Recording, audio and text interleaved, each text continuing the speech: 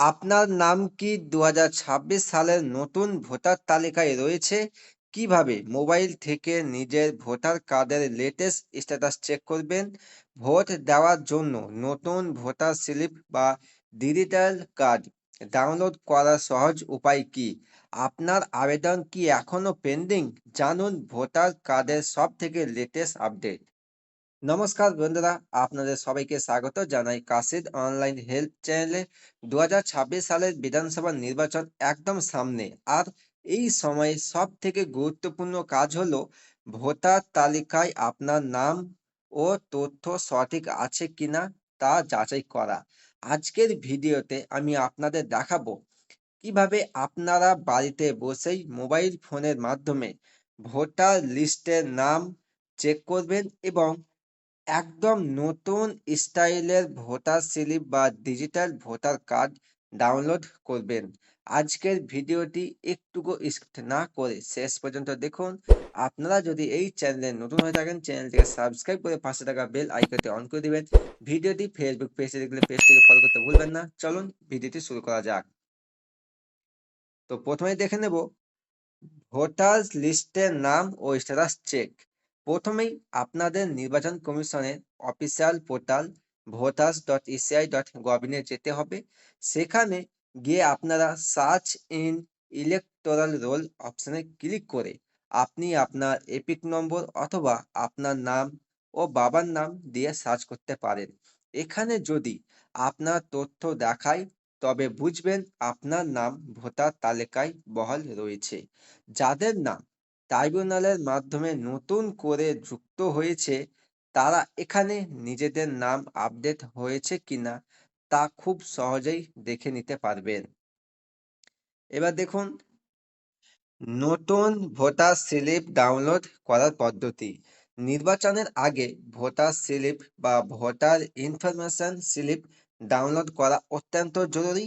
এর জন্য একই পোর্টালে গিয়ে ডাউনলোড ভোটার স্লিপ অপশনে গিয়ে আপনার ভোটার কার্ড নম্বর এবং রাজ্যের নাম সিলেক্ট করলেই আপনার পার্ট নম্বর, সিরিয়াল নম্বর এবং ভোট কেন্দ্রের নাম সহ একটি স্লিপ ডাউনলোড হয়ে যাবে। এই স্লিপটি সাথে থাকলে ভোট কেন্দ্রে আপনার নাম খুঁজে পেতে কোনো অসুবিধা হবে না। যারা নতুন আবেদন করেছেন তারা নিজের মোবাইল নম্বর রেজিস্টার্ড থাকলে খুব সহজেই এটি পেয়ে যাবেন। এবার দেখুন ডিজিটাল ভোটার কার্ড ডাউনলোড। কিভাবে আপনি ডিজিটাল ভোটার কার্ড ডাউনলোড করবেন? যাদের কাছে এখনো হার্ড কপি ভোটার কার্ড পৌঁছায়নি বা যারা নতুন কার্ড ডাউনলোড করতে চান তারা এপিক ডাউনলোড সেকশনে যান। সেখানে আপনার ভোটার কার্ড নম্বর দিন এবং রেজিস্টার্ড মোবাইলে আসা ওটিপি ভেরিফাই করুন।